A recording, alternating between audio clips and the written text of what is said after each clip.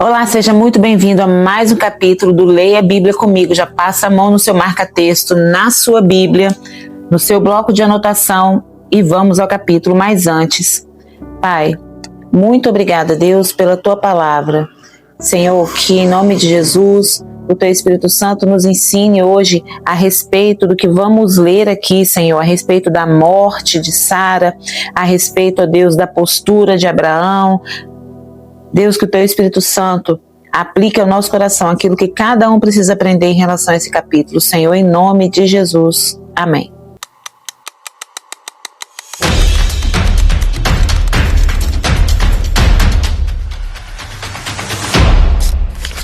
Amém.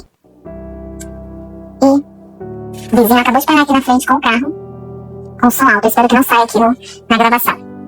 Vamos lá. Sara viveu 127 anos e morreu em Kiriat Arba, que é Hebron, em Canaã.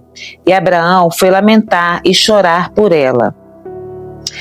Depois Abraão deixou ali o corpo da sua mulher e foi falar com os hititas.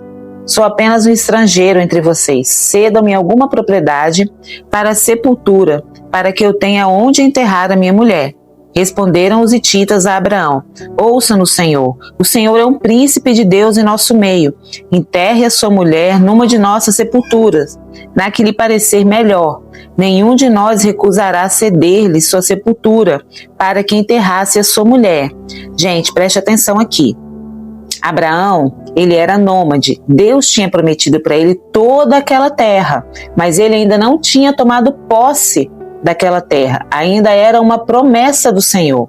E ele ficava mudando de um lugar para outro. Lembra que eu falei que quando a pessoa ia tomar posse, ela tinha que caminhar pelo terreno? Mas era uma terra, né? Era todo o território de Israel. Então ele não tinha como fazer uma caminhada naquilo. Então de vez em quando ele mudava. E cada lugar que ele mudava, é como se ele dissesse assim: isso é meu, isso é meu, isso é meu. E aqui é a primeira vez que ele vai comprar uma coisa para ele.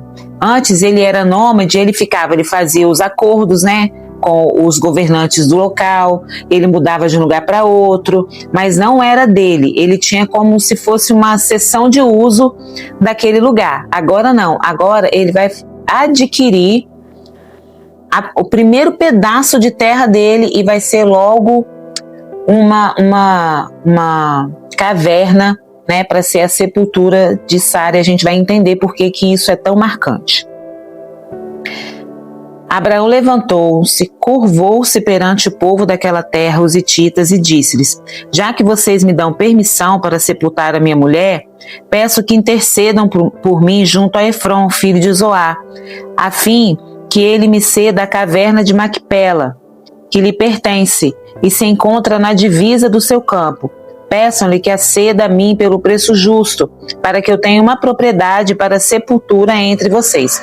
Então, os hititas falaram assim: não, olha só, você é uma pessoa muito importante, a gente considera muito, pode pegar uma das nossas sepulturas. O que eles estavam falando? Use uma sepultura nossa. Mas Abraão não quis. Ele queria uma sepultura que fosse dele, apenas dele, e isso faz todo sentido, a gente vai entender daqui a pouco.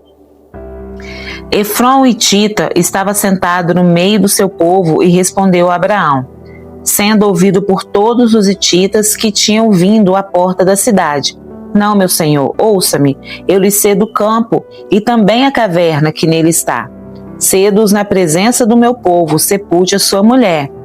Novamente Abraão curvou-se perante o povo daquela terra e disse a Efron, sendo ouvido por todos: ouçam-me, por favor. Pagarei o preço do campo, aceite-o para que eu possa sepultar a minha mulher. Isso aqui era uma negociação. As negociações, elas aconteciam na porta da cidade, é como se ali fosse um cartório. Aconteciam na porta da cidade e tinha todo esse ritual. As pessoas precisavam ouvir, era como se elas fossem, né, e eram, na verdade, as testemunhas daquele negócio. E o fato de Abraão se curvar mostra que ele era um cara humilde. Ele não se ensoberbeceu com a promessa de Deus: isso aqui tudo vai ser meu mesmo, eu vou aceitar e pronto. Não.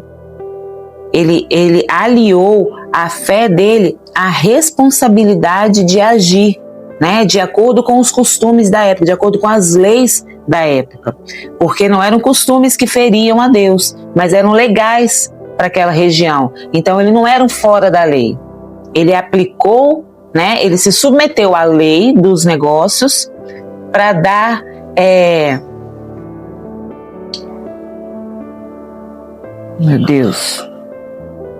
para dar legitimidade à promessa que Deus tinha feito para ele, entendeu? No sentido de dar concretude. Legitimidade não que era legítimo de Deus, não era isso que eu queria dizer. Para dar concretude, entendeu? Era um marco físico da promessa de Deus. Efrom respondeu a Abraão: ouça-me, meu senhor, aquele pedaço de terra vale 400 peças de prata. Mas o que significa isso entre mim e você? Sepulte a sua mulher. Abraão concordou com Efrom e pesou-lhe o valor por ele estipulado diante dos hititas, 400 peças de prata, de acordo com o peso corrente entre os mercadores. Assim, o campo de Efrom em Macpela, perto de Manre, o próprio campo com a caverna que nele há e todas as árvores dentro das divisas do campo foi transferido a Abraão como sua propriedade diante de todos os hititas que tinham vindo à porta da cidade. Depois disso, Abraão sepultou sua mulher Sara na caverna do campo de Macpela, perto de Manre, que se encontra em Hebrom, na terra de Canaã. Assim, o campo e a caverna que nele há foram transferidos a Abraão pelos hititas como propriedade para a sepultura. Em algumas versões da Bíblia fala que é propriedade eterna.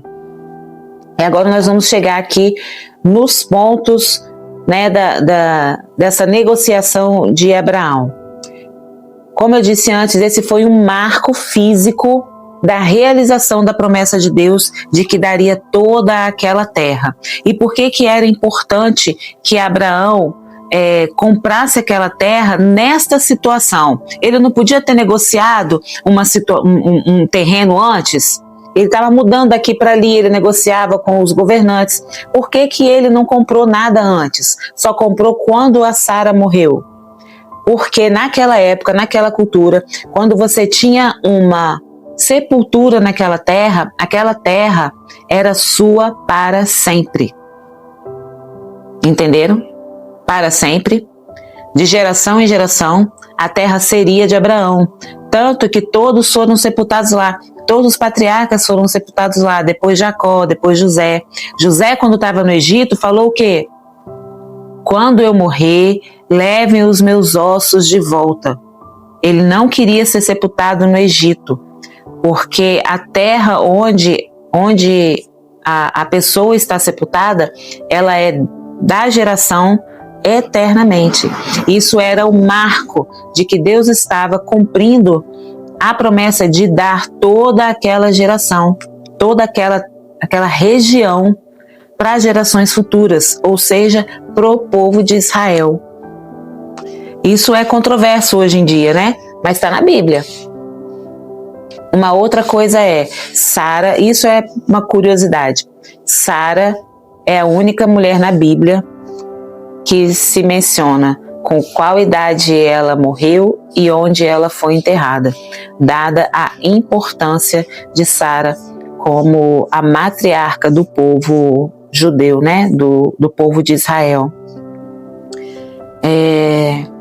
Hoje a gente vê nesse capítulo como que Abraão vem sendo transformado, né? Como que o coração dele vem sendo transformado desde que Deus o chamou para sair da casa dos pais dele, lá de Ur dos Caldeus, daquela cultura que ele vivia lá, né? Que era uma cultura politeísta, cheia de deuses, que alguns sacrificavam os filhos, né? E aí ele chega aqui agora com sabedoria, né? Ele sofre o luto, então ele passou, eu acho que a cerimônia de luto são 7 dias, e ele passou o seu tempo de luto com Sara, e depois que houve esse tempo de luto, ele foi racional, digamos assim, né? Ele fez aquilo que precisava fazer para fazer um marco profético em relação à promessa que Deus tinha feito para ele, né? Ele aliou aquela dor que ele estava sentindo à fé que ele tinha na promessa de Deus, comprando esse terreno para enterrar Sara. Porque, como eu falei antes, ele podia ter comprado alguma coisa antes. Ele era muito rico, ele podia ter comprado a hora que ele quisesse, né? Mas o coração dele não estava na posse, o coração dele estava na promessa, né? E hoje em dia, né, com as redes sociais e essa coisa de ostentação e tudo mais, às vezes o coração da gente vai para a posse. Às vezes o coração da gente vai para aquilo que a gente pode ter hoje, aquilo que pode dar algum tipo de status para a gente, e a gente tira os olhos da promessa. E muitas vezes Deus pede para que a gente invista na promessa, e a gente não quer investir na promessa porque a gente não tem fé para acreditar naquela promessa. Eu espero que Deus fale ao seu coração assim como falou ao meu, de acreditar na promessa de Deus e de investir aquilo que temos, do nosso tempo, dos nossos talentos, do nosso dinheiro, nas promessas que Deus tem nos feito, crendo que é Ele que cumpre, porque até o dinheiro que a gente tem para investir na promessa veio dele. Que o Espírito Santo nos ensine hoje e a gente se vê amanhã.